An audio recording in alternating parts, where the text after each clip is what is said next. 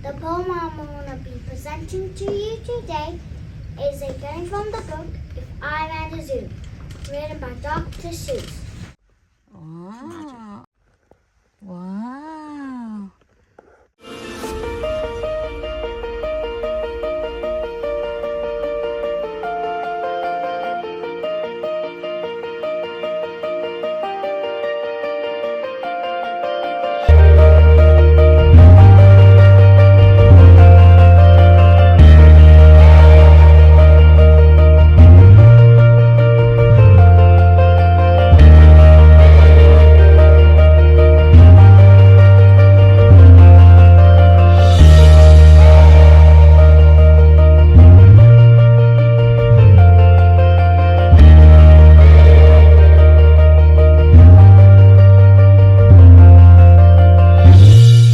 Very good, very good.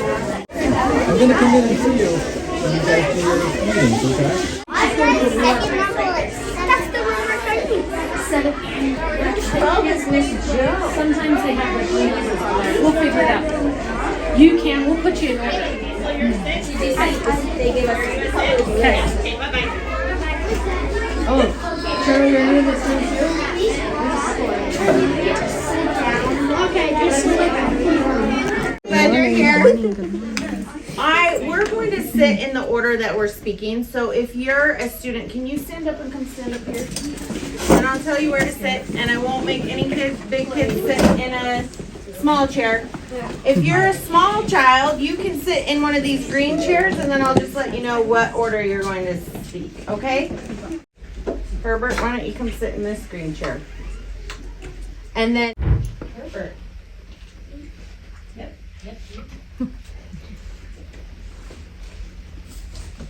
Hello, my name's Herbert Gansky. I'm in the second grade Smith School. The poem I'm going to be presenting to you today is a cutting from the book If I Ran a Zoo, written by Dr. Seuss. The reason why I chose this poem is because it goes along with our design principle of having wonderful ideas. Please enjoy. Aha! If I ran the zoo, said young Jim McGrew, I will make a few changes, that's just what I do. The lions and tigers and that kind of stuff, they have appeared now as they're not quite good enough. You see these things in any old zoo, they're awfully old-fashioned. I want something new. A full-footed mice, not much of a beast. The one in my zoo have 10 feet at least. 5 legs on the left and 5 more on the right. People will stare and say, what a sight! The zookeeper Newkeep is quite keen. It's the goldest lion I ever seen. I bring back a very odd family of deer, a father and mother, 2 sisters, a brother, whose horns are connected from one to another, whose horns are so mixed they can't tell them apart, can't tell where they end, can't tell where they start. Each deer is many puzzles who's never yet found. If his horns are little or the other way around, wow, they'll cheer what their zoo must be worth. It's the goldest zoo on the face of the earth. Yes, that's what I do. I make a few changes if I ran the zoo. Thank you. I wonder what is it?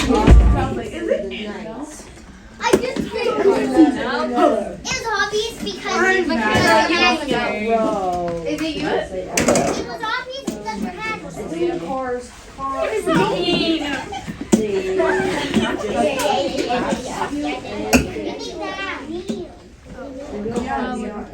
No, I didn't say it was in trouble. Heads down, thumbs up. Hey, she's opening her eyes.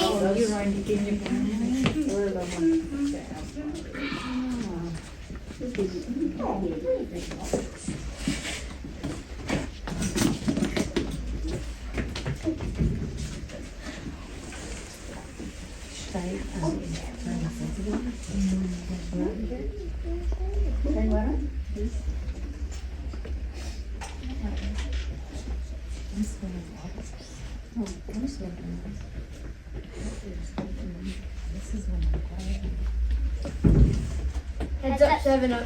Burp, burp, burp. Burp, burp.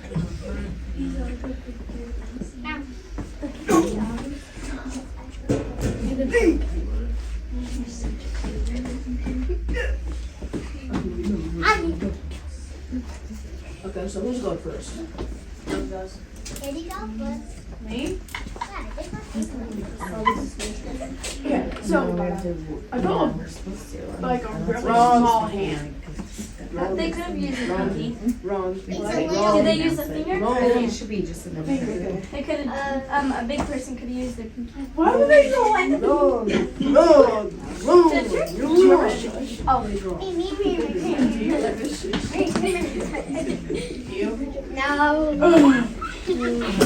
Well, you don't get places. You not right. Okay, that was you. Yeah. Okay, so Sonoma's not Hubert, so there you go, Isaiah. I've already. Herbert.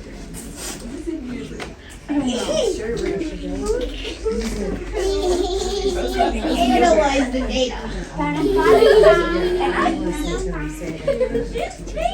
I think it's Siri. 99% chance that it's that. How did he get picked again? Finally. You can't. How did he get picked again?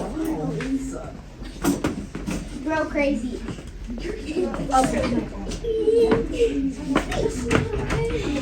What'd you say, though? You?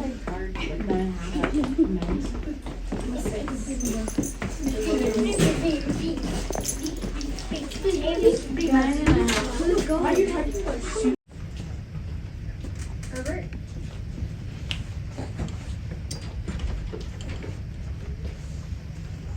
Hello, my name is Herbert Gansky. I'm in the same grade Smith group. The poem I'm going to be presenting to you today is a getting from the book If I Ran the Zoo, written by Dr. Seuss. The reason why I chose this poem is because it goes along with our design principle of having wonderful ideas. Please enjoy. Aha! If I ran the zoo, said young Jim Magoo, I will make a few changes, that's just what I do. The lions and tigers and that kind of stuff, they haven't been now is not quite good enough. You see these things in any old zoo? Roughly old-fashioned, I want something new. A full-fed lion's not much of a beast. The one in my zoo I have 10 feet at least. 5 legs on the left and 5 more on the right. People are staring and saying, what a sight! The zookeeper new keeper is quite keen. It's the goldenest lion I ever seen. A big buck of bay, a family of deer, a father, mother, 2 sisters, a brother, whose horns are connected from one to another, whose horns are so mixed they can't tell them apart, can't tell where they end, can't tell where they start. Each deer is mighty puzzled, he's never yet found if it's on the hills or the other way around. Wow, they'll chew what the zoo must be worth. It's the golden zoo on the face of the earth. Yes, that's what I do. I'm making a few changes if I ran the zoo. Thank you.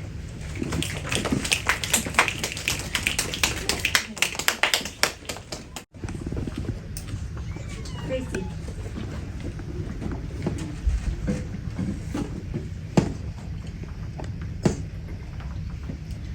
The more that you read, the more things that you'll know, the more things that you learn, the more places you'll go. Hello, my name is Gracie Gansky. I'm an 8th grader in the Explorers crew. Today I'll be sharing My Hero, written by me. The reason why I wrote this paper is because it goes along with our expedition, People Who Changed the World. Please enjoy. Sighed Maisie, a lazy bird hatching an egg. I'm tired, I'm bored, got kinks on my leg. From sitting, just sitting here day after day. It's work, how I hate it. I'd much rather play. Take a vacation, fly off for a rest. If I could find someone to sit on my nest. If I could find someone, I'd fly away free. Then Horton the elephant passed by our tree. Hello, called the lazy bird, smiling her best. You've nothing to do and I do need a rest. Would you like to sit on my egg in my nest? The elephant laughed. Huh, what of all silly things? I haven't no feathers, I haven't no wings. Me on your egg? What? That doesn't make sense. Your egg is so small, ma'am, and I'm so immense. My introduction is from Horton Hatches an Egg, written by my hero, Dr. Seuss. There is a funny story how Horton, one of Dr. Seuss's greatest inventions, ended up in that tree. Horton was and is a great story. One day, Dr. Seuss was sitting around making a book about Horton. That day, he opened a window and a gust of wind took the picture of Horton out the window. He thought it would come back to him, but it didn't, so he went outside. He saw the picture was up in a tree, so he climbed the tree. Once he got up there, he realized that that would be a good story. An elephant hatching an egg? Clever! Dr. Seuss was the best storyteller in the grandest sense of the word. He was 100% when it came to children's literature. His books were funny with clever illustrations made of words that rhymed and almost danced off your tongue. He made over 60 books, 50 of them being translated into more than 20 different languages. His books are loved all over the world. He won a Pulitzer Prize, 3 Academy Awards, 2 Emmys, and 2 Peabodys. His books tell tales of faraway places that do not exist but existed in his heart. He was a dreamer, fostered by his mother's love of reading and his father's job in mechanics, also with the consistent visits to the zoo. He started his drawing career in the Army during World War II. You'll miss the best things if you keep your eyes shut. Today you are you, that is truer than true. There's no one alive who is youer than you. You see his books change the way books are, and I think some people's lives too. His goal was to help kids read, and I think he had a little part of me learning how to read. Reading and just looking at his books gives me joy. I think he's not only my hero, but everyone's. Just ask yourself, how many of his well-loved books are at your house? And the people came shouting, "What's all this about?" They looked and they stared with their eyes popping out. "My goodness, my gracious," they shouted, "my word. It's something brand new. It's an elephant bird." And it should be. It should be. It should be like that. Because Horton was faithful. He sat and he sat. He meant what he said, and he said what he meant. And they sent him home happy, 100%. Now, if that's not the gold darnest author I have ever seen, he's 100% guaranteed. Thank you.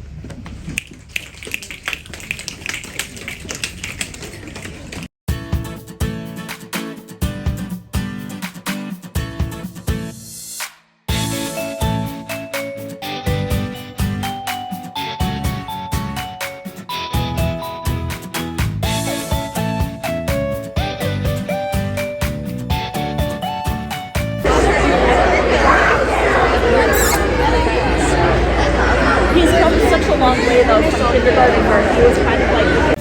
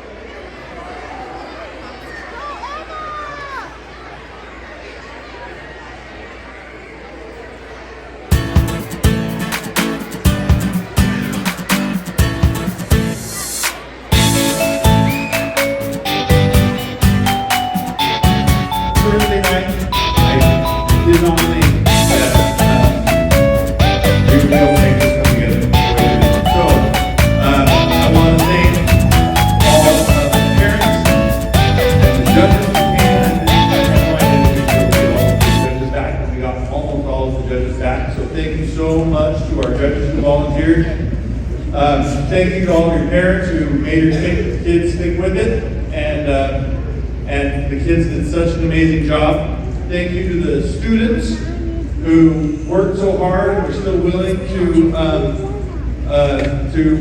do their speeches today on this quick day, a little bit different than what we practiced, what we thought was going to happen. But thank you so much. And thank you so much to the staff who, like, really, honestly, the staff were the ones who talked me into doing it, right? I thought Tuesday, I thought that this wasn't going to happen. And thank you so much to the staff and just being willing to do what it took to make it happen. And probably mostly Haley in the office, who is the one who organizes and makes all of this matter. So thank you.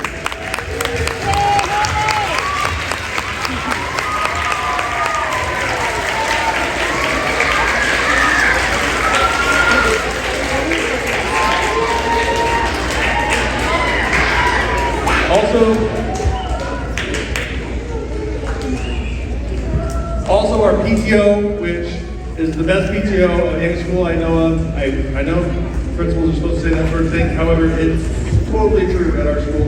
We have the best PTO. The judges breakfast this morning. They were ready with lunch on Friday. And so anyways, thanks to our PTO for everything that you do too.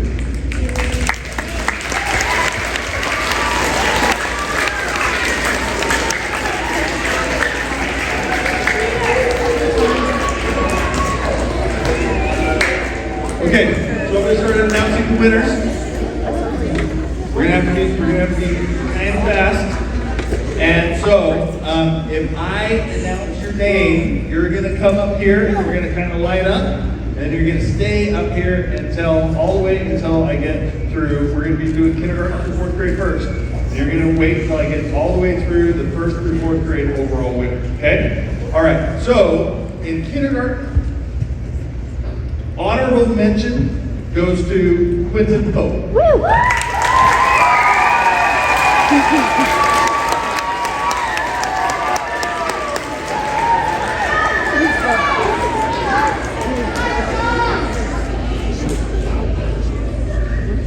Third place goes to Johanna Cochran.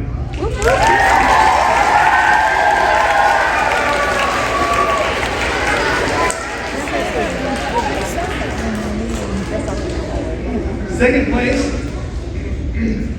goes to Lindsay Mahoney.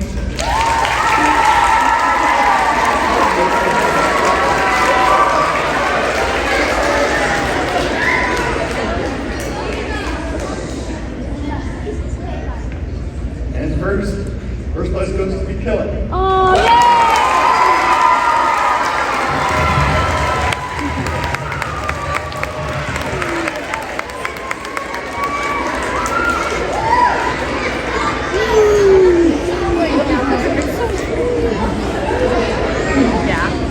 First and second grade, honorable mention goes to Kinley Reichman.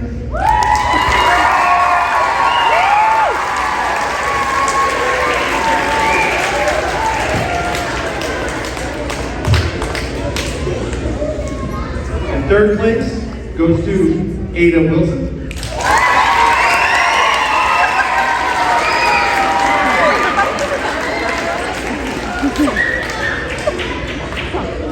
Second place goes to Maple Picard.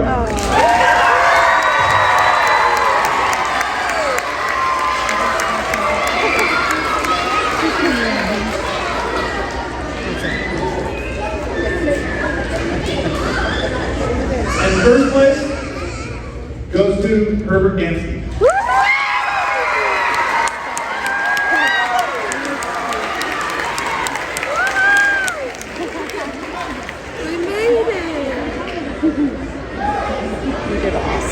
In third and fourth grade, we have 3 honorable mentions. We have a tie. So, Annabelle Collins.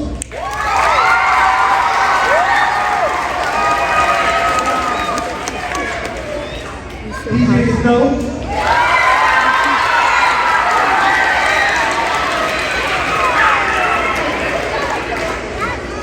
And June Lang.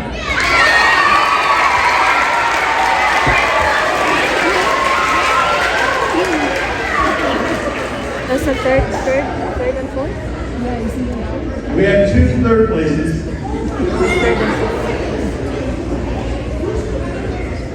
Octavia Goodman.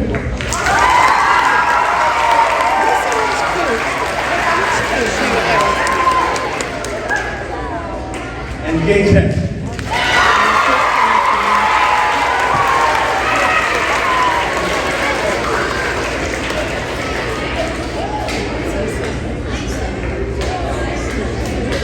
In second place, I have Ramsey Huda.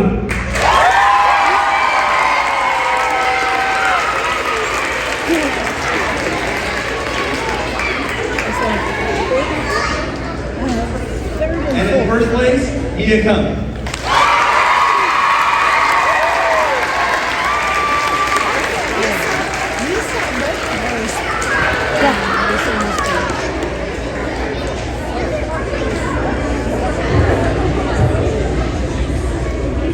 And our first through 4th grade overall winner is Elspeth Dungeon.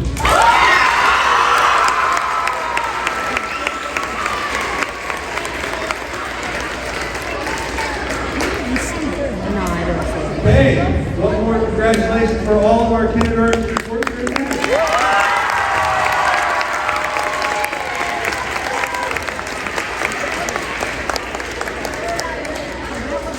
That was fun.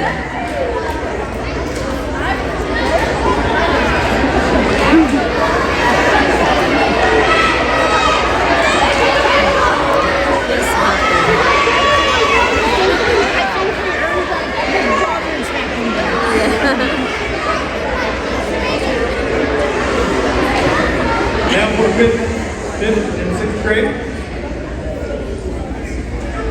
I have 2 honorable mentions. The first is Lanner Murphy.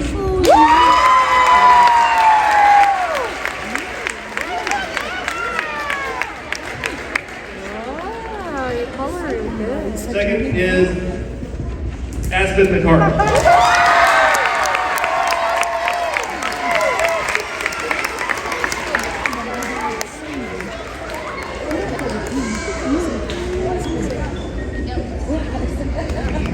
I also have 2 third places. The first is Josephine Bocanegra.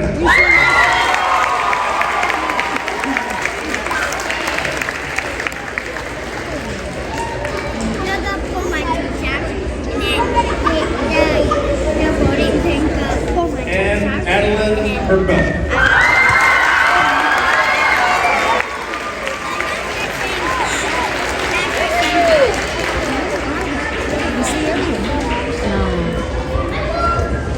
Second place, Ayla Livingston.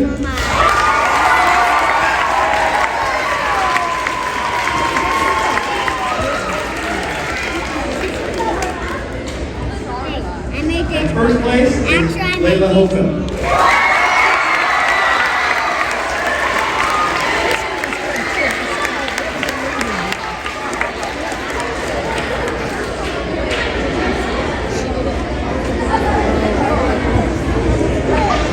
Seventh and 8th grade. Honorable mention goes to Andrew Hines.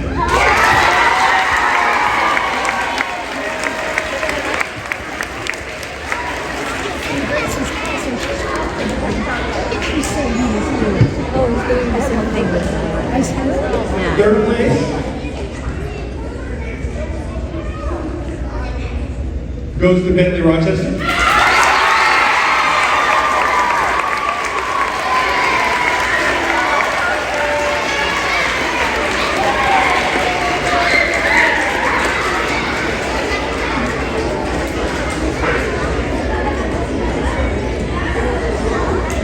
We have a tie for second place. We have 2 second place winners. Addison Bustos.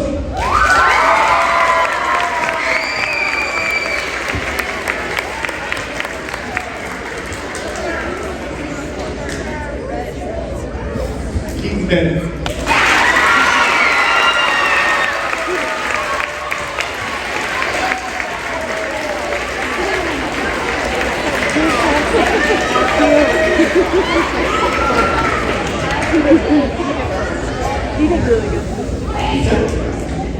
7th and 8th grade overall first place winner is Michaela Giesberg.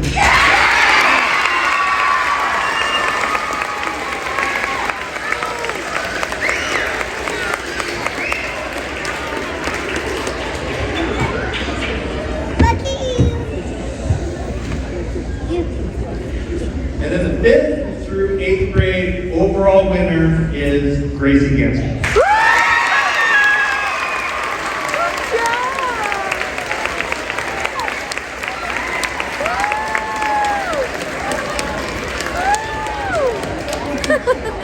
Is that your other one? Yes, that's my other one. How exciting. These are all of our 5th through 8th grade winners. One more congratulations.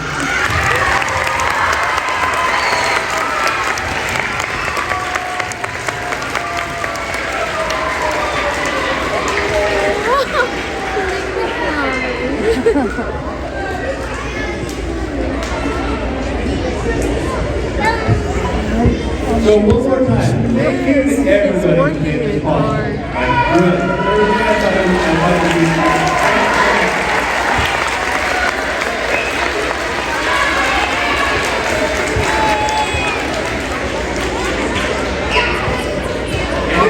Officially time to go. So, parents, if you're going to grab your kids from here, make sure their teacher knows that you're taking them. And otherwise, teachers will go and line up students at Nice. PCC is a speech. What is it? Festival. Nice. Congrats. Wow. First runner-up. First place and participating. participation. Oh, nice. This one is better because I won Are you first. happy? Yes. Yes. Yeah, because I get to say my poem again. And the library. Yeah. When that one? It's normally Wow, done on beautiful, hubby. A Wednesday? Something's maybe happening. next week. Something's happening. What is something happening? Beautiful, bud. Something Congratulations, happened to the top. Something bud. happened to the syrup. My legs felt like lead, my lungs were burning. My body was telling me, you need to stop or you're going to die. This fall, I had the opportunity to participate in cross country. It was challenging and I wanted to give up so many times. Doubt tried to steal my goal of completing the race without stopping. But instead, I told myself, do not stop. Hello, my name is Aspen Clark and I'm a 5th grader in the T group. The poem that I'll be presenting to you today is an excerpt from Everybody Dies by Prince A. It aligns with our design principle, success and failure. The reason why I chose this speech is because it felt inspiring, powerful, and motivating. I hope you too will feel the same and have the courage to never give up. I hope you enjoy. It's not death that most people are afraid of. It's getting to the end of life only to realize that you never truly lived. There is a study done, a hospital study, on 100 elderly people facing death close to their last breath. They were asked to reflect about life's biggest regret. Nearly all of them said they regretted not the things they did, but the things they didn't do. The risks they never took, the dreams they didn't pursue. I asked, would your last words be, if only I had? Hey you, wake up. Why do you exist? Every person on this earth has a gift. So I ask, do you have the courage to grab the dream? There's a thief in your mind who's after your dreams. His name is doubt. He has killed more dreams than failure ever did. What is your dream? What ignites that spark? You've got to want it with every part of your whole heart. Will you struggle? Yeah, you'll struggle. No way around it. You'll fall many times, but who's counting? Just remember, there's no such thing as a smooth mountain. If you want to make it to the top, there are sharp ridges that have to be stepped over. Times you'll get stressed and things you'll get depressed over. Well, let me tell you something. Steven Spielberg was rejected from film school 3 times. 3 times, but he kept going. Television executives fired Oprah, said she was unfit for TV, but she kept going. Critics told Beyonce she couldn't sing. She went through depression, but she kept going. Struggles and criticism are prerequisites to greatness. We have been given a gift that we call life. So don't blow it on it now. Thank you. Hi, my name is Rachel McCarthy and I'm a fifth grader in the Casper Crew. The poem I'll be presenting to you today is called The Best Beach Ever. It is a poem that I wrote for my mom about the ocean, the beaches we visited, and the sea life that we saw. As you listen, you notice that we sprinkled in a little bit of our own imagination as well. This poem aligns with our design principle, the natural world, because nature makes me feel good and I think everyone should pause to appreciate as well. I hope my poem inspires the ocean and ultimately I hope you enjoy. Look at the ocean, look at the seashells, orange and shiny. Pause with me a moment. Hear the waves splashing, hear seagulls squawking. Feel the sand between my toes and the warm, foamy water lapping the waves. Smell the salt. Here's where I'm home of sea creatures. With a tiny seahorse in its curling tail. The chocolate brown colored sea lions waddling up the shore, barking like dogs. Arr, arr, arr. And a tortoise with the 5 finger-like arms and a disc-shaped body of the starfish. And of course, the fish of all different colors and gleaming detail. When I was lost, the turtle swam to me, guiding me to the turquoise bay. There I heard the song of dolphins, whistling and clicking while they play.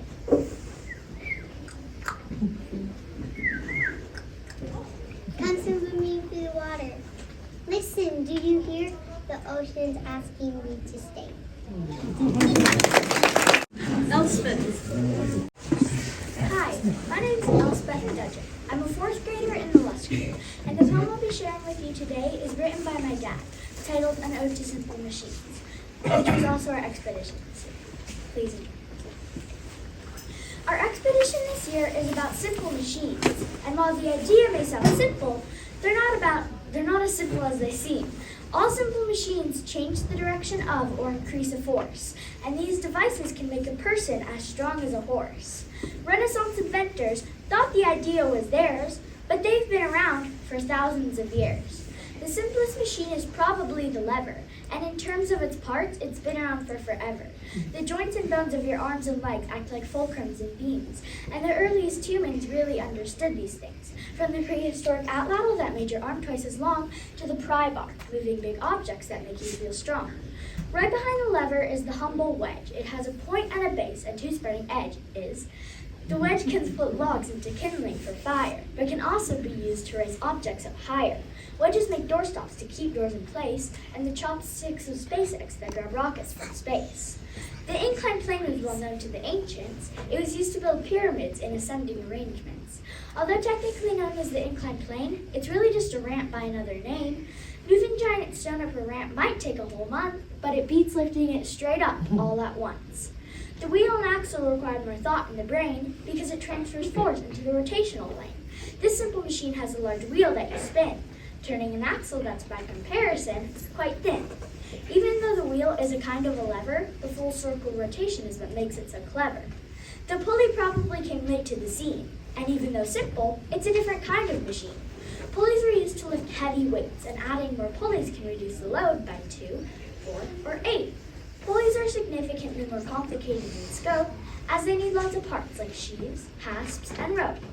They were used to lift blocks and beams with less strain, and now quickly hoist ship sails and heavy loads using cranes. Last is a screw, and for very good reason. It was the last to be invented, and you can tell when you see one. It's an inclined plane wrapped around an axle that spins, a true combination of other machines, from the Archimedean water screw, which the Egyptians invented, to the olive press, drill, and corkscrew, on which the ancient Greeks depended. Today, the screw has found lots more uses, from fasteners, gears, and stirring Slurpees and juices. Sometimes we think of simple machines as relics of the past, as old-timey things, but hold on, not so fast. Even today, they're still the basis of most types of movement. So good are the designs that not put much improvement can be made to the tools that serve things routine, so let's recognize the value of the humble, simple machine. Thank you. Dempsey. Hello everyone, my name is William Shannon.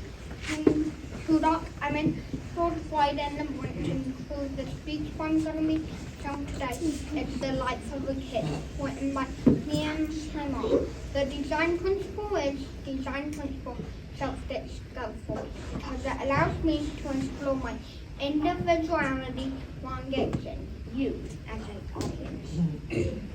Hello everyone, I'm here to show something very important, the life of a kid. Spoiler alert, it isn't as easy as adults think. First things first, adults wake up and say, time for coffee, but kids wake up to, get up, you're late to school. And the best part is, we don't even drink coffee. I tried it once, yuck. I think I will stick to chocolate milk, thank you very much. And then there's school.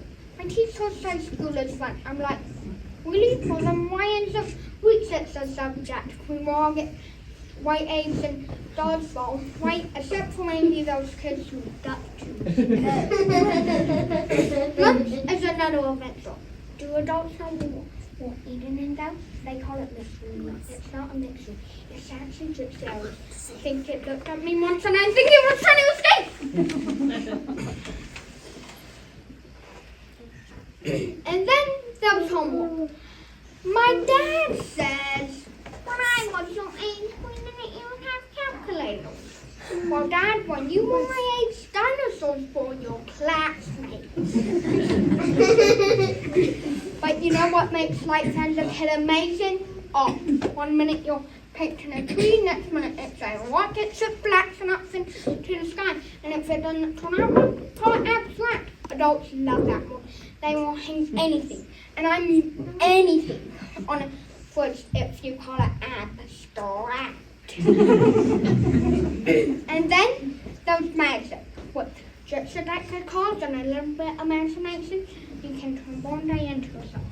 I tried to make my homework disappear once my teacher didn't believe me when I said it was part of my act. Being a kid isn't all bad. We get to play, eat, and eat cookies without anybody judging us. And you know what? Kids have the best ideas. If kids rule the world, school start a new bedtime would be optional, and pizza would be a vegetable. Oh wait, it already is! So to all the adults here, thank you. We might be small, but we shall have big dreams, big laughs, and a big appetite for fun. Thank you. Addie. Hello. What do you think of when you hear of the battles of Lexington and Concord? I think of all the brave people who died in pursuit of freedom. I'm in the 5th grade Swan Crew, and I'm presenting Concord Hymn, written by Ralph Waldo Emerson and me, Addie Berkemeier. Our expedition, America, Colonies and Country, has me thinking about our freedom and the people who risked their lives to secure it. I feel great gratitude for them. I hope you will too. Please enjoy. Concord Hymn, written by Ralph Waldo Emerson and me, Addie Berkemeier. By the rude bridge that arced the flood, their flag to April's breeze unfurled, here once the battered farmer stood and fired the shot heard round the world. The foe long since in silence slept, like the conqueror's silent sleeps, and time the ruined bridge has swept down the stark stream she recruits. On this green bank, by this soft stream, we set today a load of stone, that memory may their deed redeem, when, like our sires, our sons are gone. Spirit that made those heroes dare to die, and leave their children free. Bid time and nature gently spare the shaft we raised to them anew. A heart for freedom made them fight, to break off their peace of the king's crown, to have a country of their own might, hoping others would come around. To plant the peace of what's rightly theirs, to start a country rights guaranteed, and lands new survive their heirs, without kings rule, heroes free. Thank you. Addison. What people do you think influenced your life? Our expedition is people who changed the world. Hi, my name is Addison Mustis. I'm an 8th grader in the Explorer Crew. I decided to write my speech on someone who has not only changed my world, but how I look at my life. My mom, Jennifer Mustis. Not only changed my world, but how I look at my life, but also how other people look at my life. In this poem, I'll go over her childhood, what she's like as my mom, and how she changed my world. Let's start with my mom's childhood. My mom's childhood was not bad, but had a lot of challenges. She moved around a lot. She moved because of her dad's job. She had a lot of friends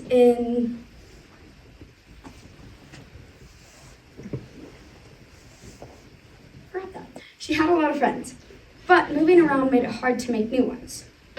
But then she moved to Pocatello. She went to Highland High School. At first, she didn't have a lot of friends, but then she made a lot.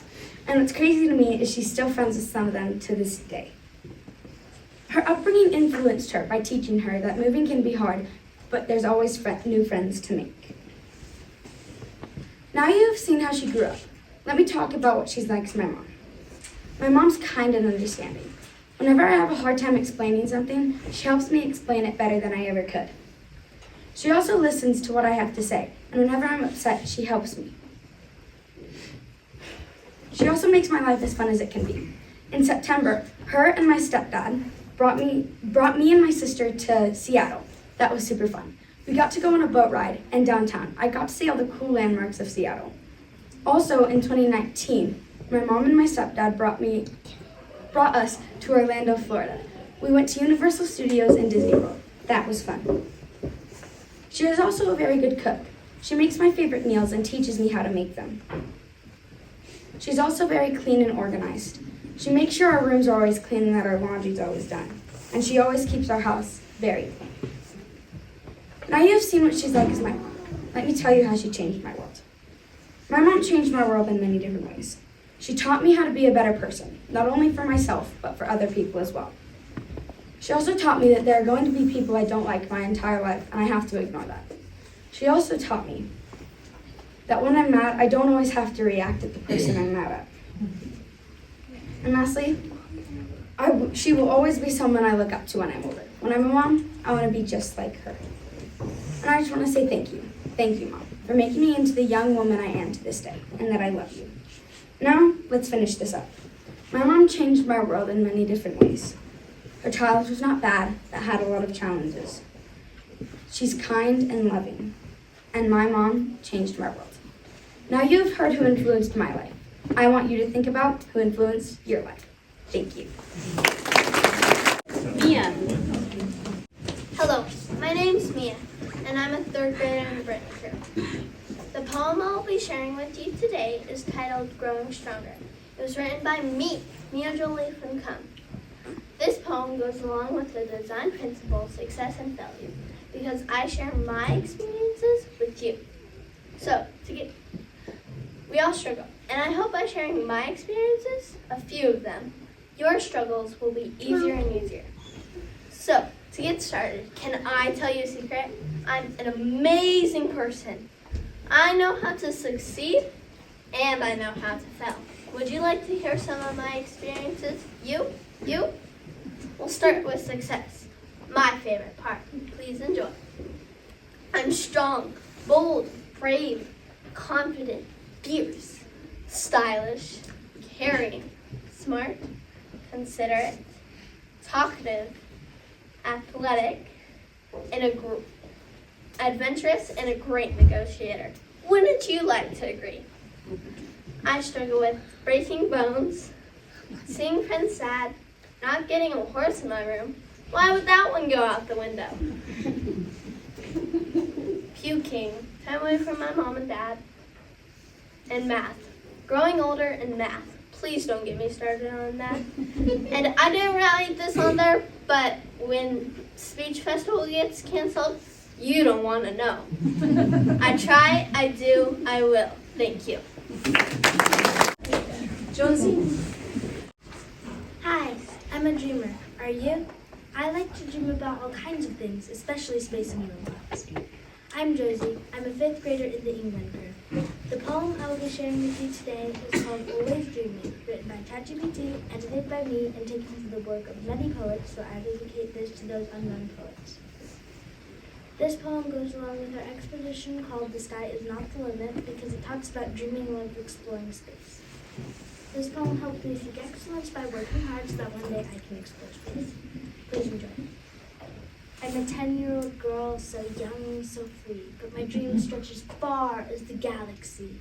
While others paint rainbows or castles with sand, I build with my heart, my mind, and my hands. I dream of robots shiny and bright that march through the stars on a cosmic flight. With gears that hum and circuits that glow, they'll venture to places that we'll never know. Their arms will gather the secrets of Mars. Their eyes will peer at the birth of stars. Through Saturn's rings they'll gracefully glide, across icy moons where mysteries hide. Some say space is vast, dark, and cold, but to me, it's a treasure waiting to unfold. I'll code and I'll craft, I'll tinker and try, to send my creation to the endless sky. So here I stand, just starting to know, with dreams as big as the universe's glow. For every great journey, every bold quest, starts with a dream in a young heart's chest. And maybe one day, when I'm older, you'll see a fleet of robots exploring, built by me. Thank you. TJ. Hello, my name is TJ Snow. I'm in 3rd grade in the Brenton Crew. The poem I'll be sharing with you today is entitled Simple Machines by David Newman. The reason I chose this poem is because it goes along with our Simple Machine expedition. I think simple machines are really cool because they make our jobs easier, and I love playing on the seesaw. Please enjoy. Simple machines make work easier to do. Use a wedge or a lever, a pulley or a screw, a wheel, and an axle on an inclined plane. They're all simple machines. Simple machines. A wedge starts wide but is pointed at the end. A lever is like a seesaw. No, dang it! A lever is like a seesaw that you ride with a friend. A pulley is a wheel with a rope that goes around. Wherever there's work to do, you know it will be found. Simple machines make work easier to do.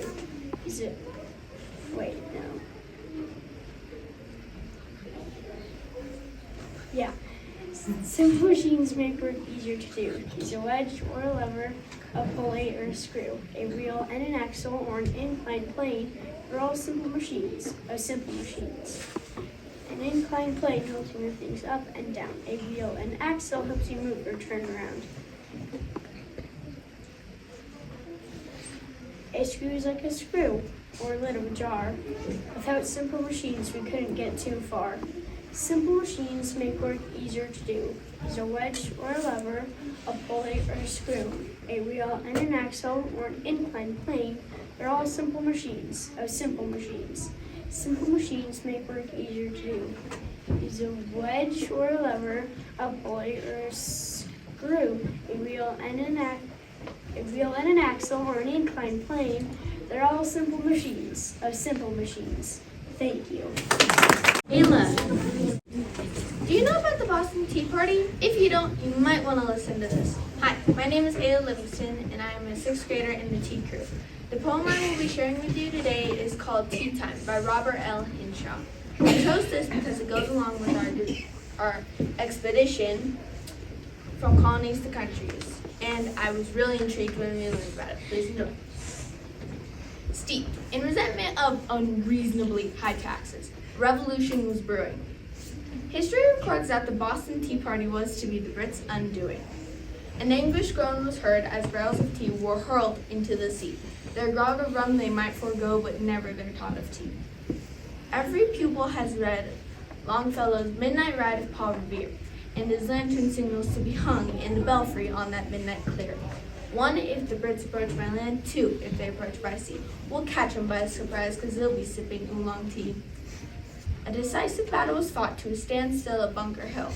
Although the ragtag Yankee militia lacked in military skill, they fought like tigers, Sir William Howe could readily see, as he pondered his next move, eating scones and slurping tea.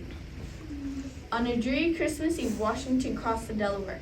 The Brits were celebrating and taken completely unaware. Caught by surprise in Trenton, they were unable to flee, all because they had to have that important break for tea. According to historians and such like who like to keep score, they found that the Brits won many battles, but they lost the war. Though the point is debatable and the Brits might disagree, could we be speaking Cockney had they not paused for a cup of tea? Thank you. Lindsay. Hey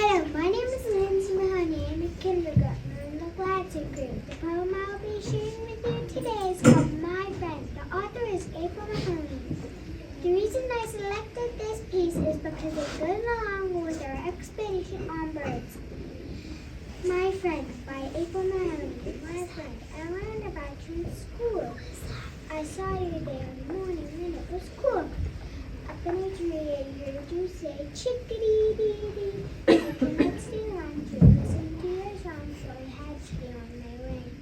But I hope to see you again someday, my friend. Bye, Cap Chickadee. Thank you for listening to my presentation about singing around the chickadee. Gracie.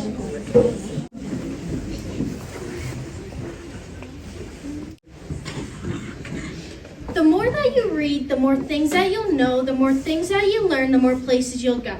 Hello, my name is Gracie Gansky. I'm an 8th grader in the Explorers crew. Today I'll be sharing My Hero, written by me.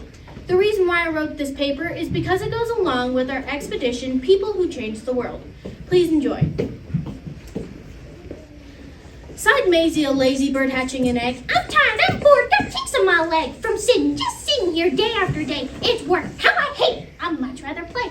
Take a vacation, fly off for a rest. If I could find someone to sit on my nest. If I could find someone, I'd fly away free. Then Horton the elephant passed by our tree. Hello, called the lazy bird, smiling her best. You've nothing to do and I do need a rest. Would you like to sit on my egg in my nest? The elephant laughed. Huh, what of all silly things? I have no feathers, I have no wings. Me on your egg? Well, that doesn't make sense. Your egg is so small, ma'am, and I'm so immense. My introduction is from Horton Hatches an Egg, written by my hero, Dr. Seuss. There is a funny story how Horton, one of Dr. Seuss's greatest inventions, ended up in that tree. Horton was and is a great story. One day, Dr. Seuss was sitting around making a book about Horton. That day, he opened a window and a gust of wind took the picture of Horton out the window.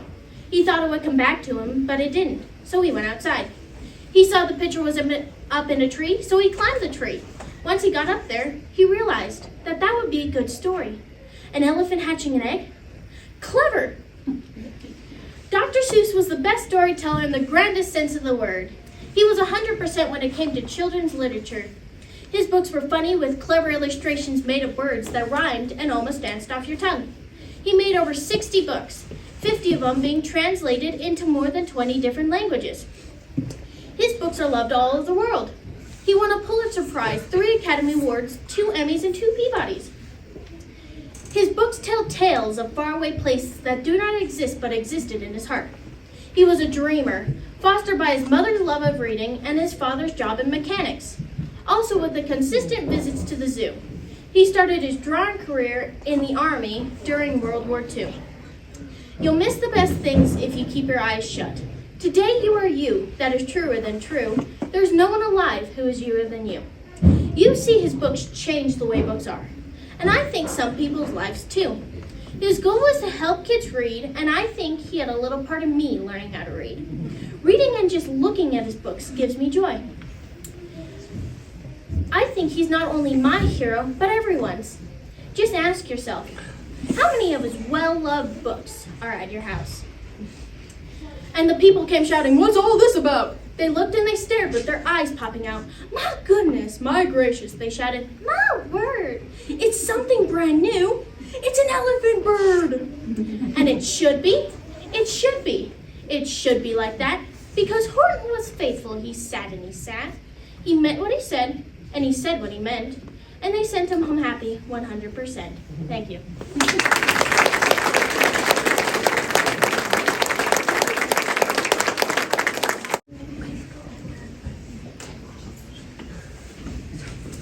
Hello, my name's Herbert Gansky. I'm in the 2nd grade Smith group.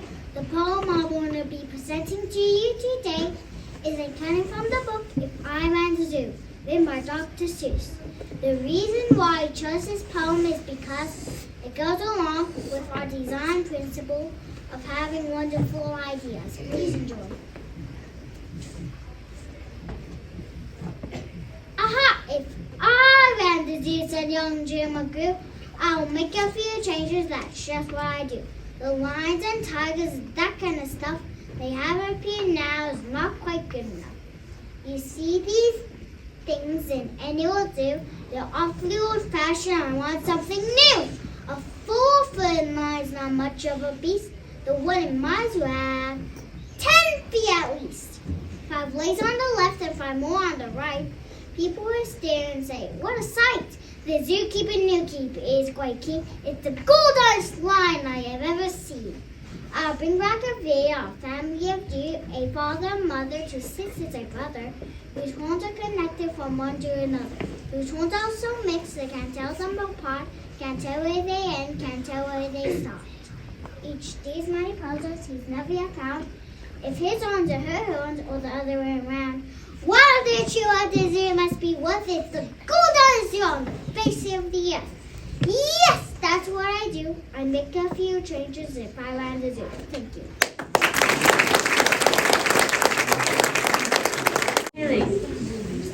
Hi, my name is Mikhail. I'm a kindergartner and a class teacher. Poem I'll be sharing with you today is called The Little Bird. The reason I selected this piece is because it goes along with our expedition on birds. Please enjoy. Once I saw a little bird go hop, hop, hop. But I cried, little bird, oh, stop, stop, stop. So I went to the window to say, hello, how you do? But he just shook his little tail, and far away he flew. Ada. Hi, my name is Ada Wilson, and I am a first grader in the Smith group. The poem I am presenting for you today is Monkey and Duck Quack Up by Jennifer Hammer. I chose this poem because it shows me how to work with partners when they're struggling so we can succeed as a team. I think this poem highlights the design principles of collaboration and competition and success and failure. I hope you enjoy. Monkey spied the bright blue sign hanging from a nearby vine. Rhyming contest enter now. Register with blue cap. Find a friend and rhyme and choose. Winners win a 3-day cruise. Monkey screeched and turned to duck. Buddy old pal, are we in luck? We can do this, we can rhyme. We're young, we're hip, we're in our prime. We'll find the perfect words to use, and then we'll win that 3-day cruise. I'll say a rhyme, you say a rhyme. Sound good to you? And duck said, quack. Eat, sheep, meat, creep. Eat some wheat, then wash your feet. Have a seat, trick or treat. Here, finch, go tweet, tweet. Quack. No, you silly bird. Saying quack is just absurd. Really, duck, we cannot lose. I want to win that 3-day cruise. High fly, sky, cry. Eat a spicy pizza pie. Tie a tie, be a spy. Say hello and wave for good. Quack. Monkey puff. Okay, old duck. Clearly you're a wee bit stuck. Stand up straight and lace your shoes. We must be on that 3-day cruise. Hope, nope, scope, slope. Please don't mope, let's play jump rope. Learn to rope, try to cope, take a bath with lots of quack. No, you silly bird. Saying quack is just absurd. Wait, Monkey cried, there goes my dream. I thought we'd be a rhyming team. But quack, quack, quack is all you say. So we should just call it a day. But then he figured out a way. Up on stage when it was time, they wowed the crowd with one great rhyme. Rack, sack, quack, track. Grab a snack, then play blackjack. Wash your back, hug yak, and duck said, quack, quack, quack, quack, quack. 1 week later, finally, the winners rolled out at sea. Hey, duck, said Monkey with a grin. You know, I always knew we'd win. The two of us, we have a knack. Don't you agree? And duck said, let's get some ice cream. Octavia. Hi, my name is Octavia Goodwin, and I am in the 3rd grade of the Mesa group. The poem I will be sharing with you today is titled Adventures of Isabel, written by Octavia. The design principle that goes along with this poem is success and failure, because Isabel is a girl who faces many challenges and uses her confidence and strength to come out on top. Please enjoy. Isabel met an enormous bear. Isabel didn't care. The bear was hungry. The bear was ravenous. The bear's big mouth was cruel and cavernous. The bear said, Isabel, glad to meet you. How do, Isabel? Now I'll eat you. Isabel didn't worry. Isabel didn't scream or scurry. She washed her hands as she straightened her hair out. Then Isabel quietly ate the bear. Once in a night as black as pitch, Isabel met a wicked old witch. The witch's face was crossed and wrinkled. The witch's gums with teeth were sprinkled. Ho, ho, Isabel, the old witch crowed. I'll turn you into an ugly toad. Isabel didn't worry. Isabel didn't scream or scurry. She showed no rage and she showed no rancor, but she turned the witch into milk and drank her. Isabel met a hideous giant. Isabel continued self-reliant. The giant was hairy, the giant was horrid. He had one eye in the middle of his forehead. Good morning, Isabel, the giant said. I'll grind your bones to make my bread. Isabel didn't worry. Isabel didn't scream or scurry. She nibbled the dry back she always spit off. And when it was gone, she cut the giant's head off. Isabel met a troublesome doctor. He punched and he poked till he really shocked her. The doctor's talk was with coughs and chills. The doctor's satchel bulged with pills. The doctor said unto Isabel, swallow this, it'll make you well. Isabel didn't worry. Isabel didn't scream or scurry. She took those pills from the pill concoctor. Then Isabel calmly cured the doctor. Thank you for listening to my poem. So next is Michaela.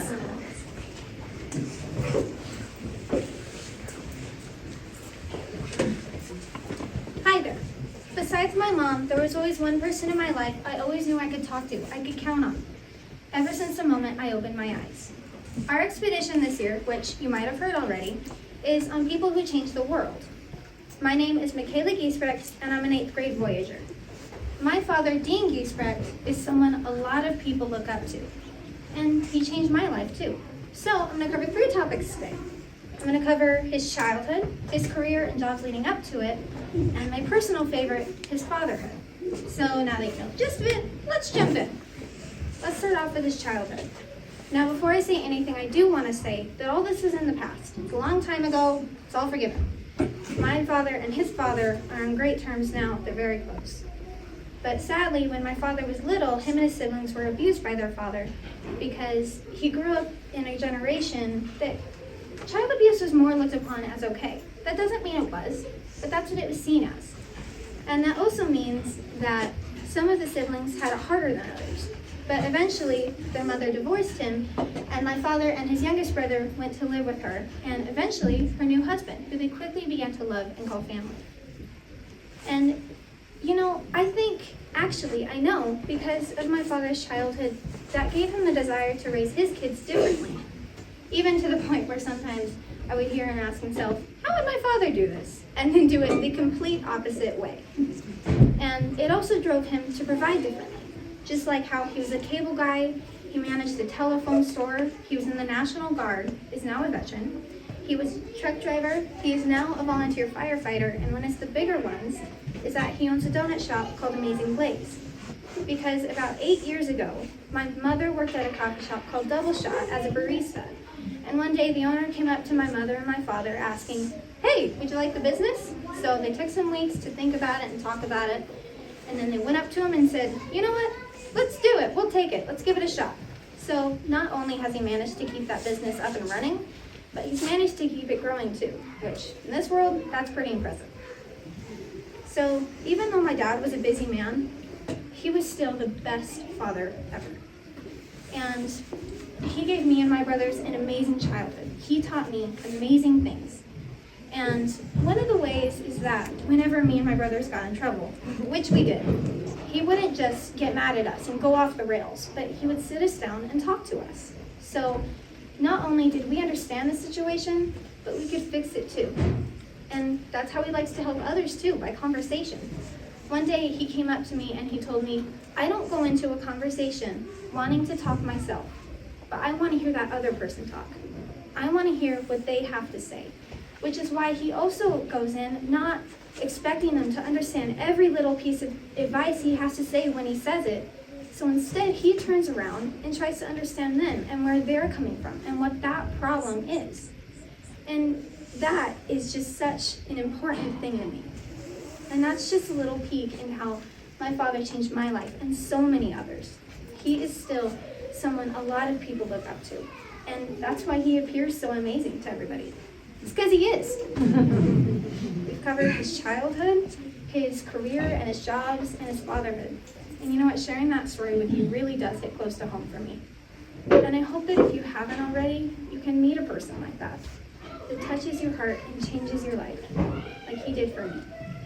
Thank you. Leonard. Hello.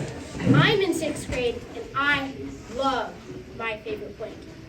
Can you remember your favorite blankie, stuffed animal, or doll? Well, I think children should be able to play with whatever they choose, and you might agree.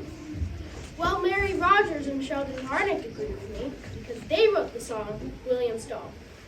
I'm Lana Murphy, and the design principle of self-discovery teaches us that in order for us to grow, different opportunities should be provided. I hope this inspires you to be who you want to be. When my friend William was 5 years old, he wanted a doll, hug and hold. A doll, said William, is what I need to wash, clean, dress, and clean. A doll to give a bottle to and put to bed when the day is through. And whenever my doll gets ill, I'll take good care of it, said my friend Bill. Don't be a sissy, said his best friend Ed. Why should a boy want to play with a doll? Dolls are for girls, said his cousin Fred. Don't be a jerk, said his older brother. I know what to do, said his father to his mother. So his father bought him a basketball, a badminton set, and that's not all. A bag of marbles, a baseball glove, and all the things a boy would love. And Bill was good at every game, like them all, but all the same. When Billy's father praised his skill, can I please have a doll now, said my friend Bill. Then William's grandma arrived one day and wanted to know what he liked to play. Baseball's my favorite game, but all the same, I trade my bat, my ball, and glove to have a doll that I could love. How very wise, his grandma said Bill, but everyone says this instead. A doll, William wants a doll. A doll, William wants a doll. So William's grandma, as I've been told, bought William a doll to hug and hold. William's father began to frown, but Grandma smiled and calmed him down, explaining William wants a doll, so when he has a baby someday, he'll know how to dress it, put diapers on double, and gently caress it to bring up a bubble. And care for his baby as every good father should learn to do. William has a doll, William has a doll. Someday, he's going to be a father too. Thank you. Wonderful. Thank you so much for coming. Is there anyone else who wants to give a speech? We'll speak now or